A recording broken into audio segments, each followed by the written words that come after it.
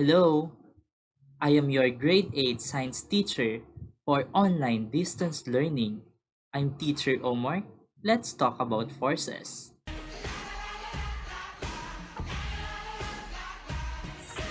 These are your learning objectives.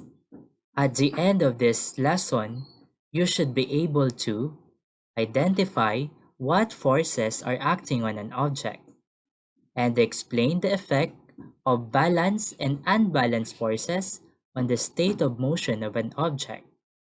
Okay, let's start. Will you define force in your own word? It's hard, right? Don't worry, because I will guide you throughout this lesson. Force can be easily described in terms of what it does. Let's check this example. A woman throwing a ball. Did she apply force to the ball? Yes, you're right. This means that force can be described in terms of what it does. However, forces do not always cause motion. Look at the examples. A girl sitting on a chair. A boy pushing a wall. Did the girl and the boy applied force to the chair and the wall? Correct. But did the chair and the wall move? No. It does not necessarily follow that force acting on an object will always cause it to move. What's in your grade 7, you learn about displacement, velocity, and acceleration. You conducted activities with visual representation of motion object and motion graph. Let's have a quick review. When a car starts moving, it speeds up. When a car nears a stop sign, it slows down. The car is covering different displacements at equal time intervals. Hence, it is not moving in constant velocity. This means the car is accelerating. What's new? Most of the motion we come across in our daily life are caused primarily by force. To better understand the topic, let's perform the simple activity entitled Effect of Force on a Ball. Pause this video to examine the ball on top of the table. Choose the letter of your answer to the given conditions. Let's start. Condition number 1. In letter A, is the ball at rest? A. Yes. B. No.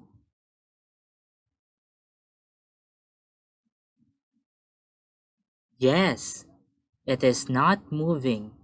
Therefore, the ball is at rest. Condition number 2. How can you make the ball move? A. The ball has to be pushed or pulled. B. The ball has to be pulled only.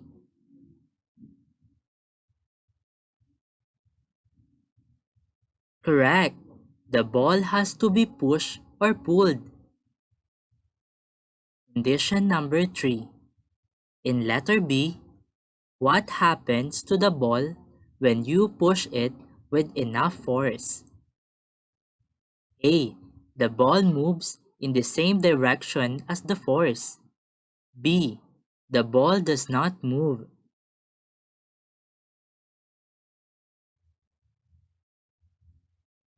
You're right. The ball moves in the same direction as the force. Condition number 4. In letter C, while it is moving, how can you make the ball stop? A. Exert a force opposite to the motion of the ball. B. The ball has to be pushed in the same direction of its motion.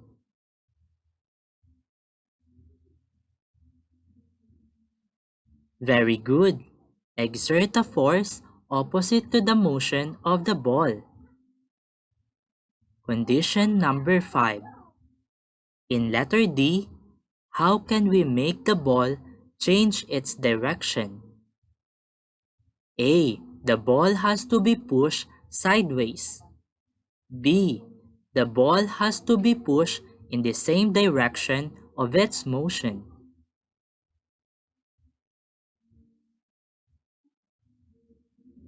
Excellent. The ball has to be pushed sideways. What is it? You have observed in the activity that the ball moves once you pushed or pulled it. This is called force. Force is a push or pull acting upon an object as a result of its interaction with another object. Let's be familiar with the following terms.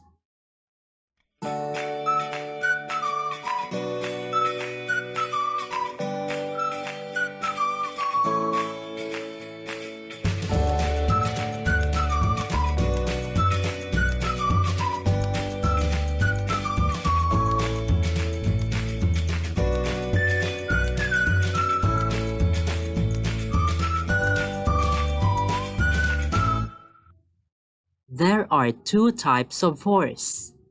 The first one, contact forces. Examples are applied, friction, normal, and tension force. The second one, non-contact forces.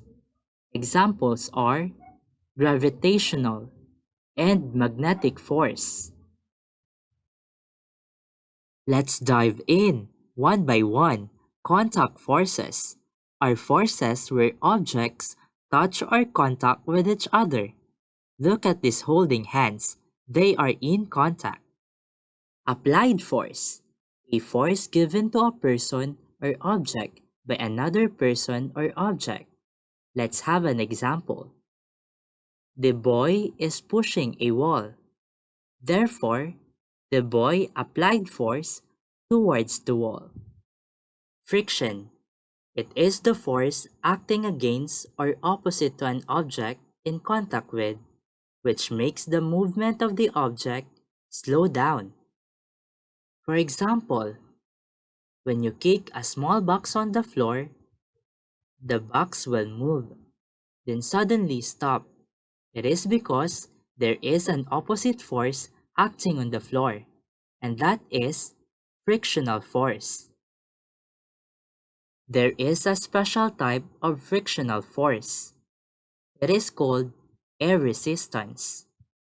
It acts upon an object as it travels through air. Normal force.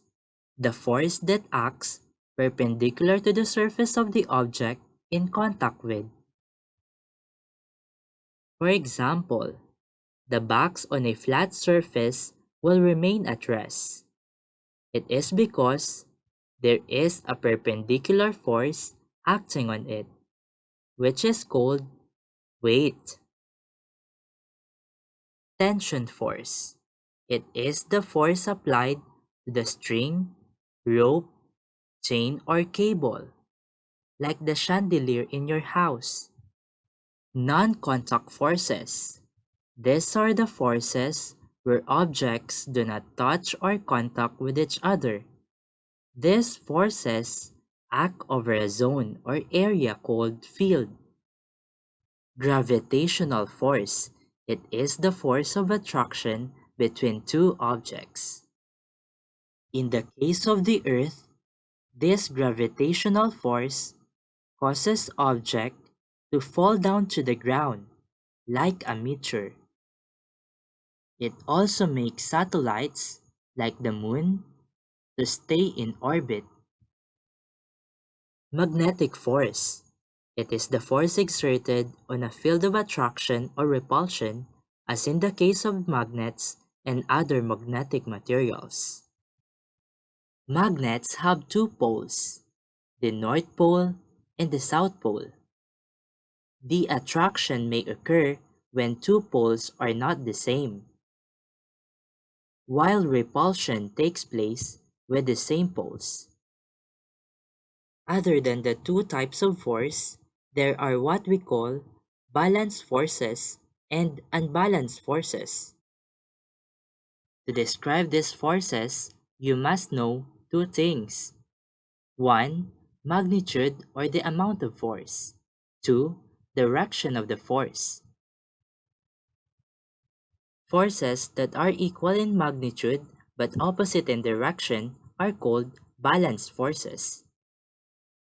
Let's have an example. As you can see on the image below, they are playing a tug of war. The group on the right has a force of 300 Newton, the same as the amount of force applied by the group on the left. Therefore, they are equal in magnitude. But the direction of the force is different or opposite from each other. You have to always remember that balanced forces do not cause a change in motion. The forces that cause a change in the motion of an object are unbalanced forces. Look at the image below. Did the two groups have the same magnitude and direction?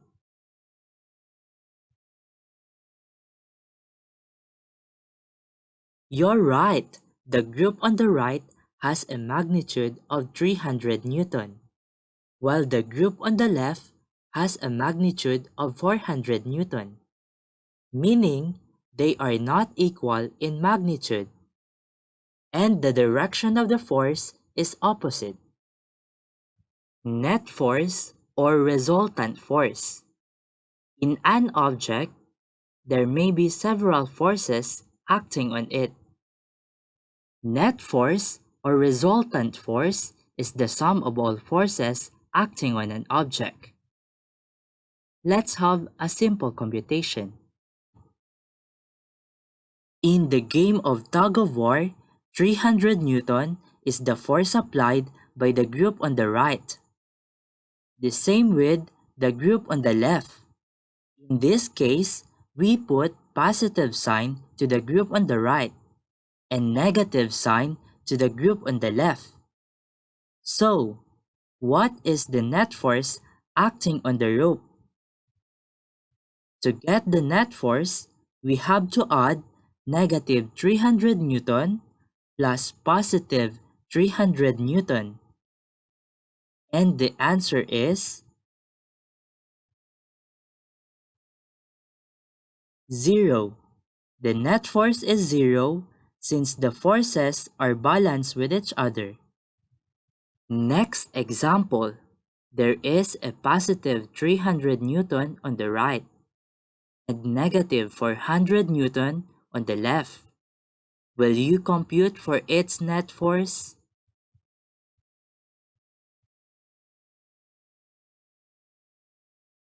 You're right. The net force is negative 100 Newton. What's more, now it's your time to shine. Perform the activities on this module, pages 11 to 14. Please ask your teacher for more instructions. Are you ready for a short quiz? Let's check comprehension.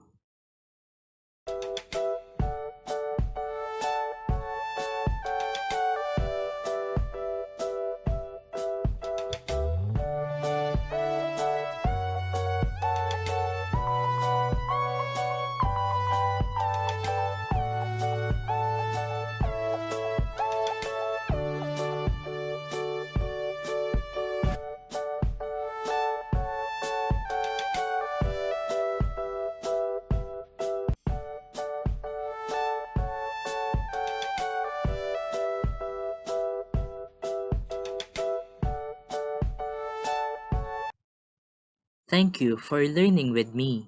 See you to the next video.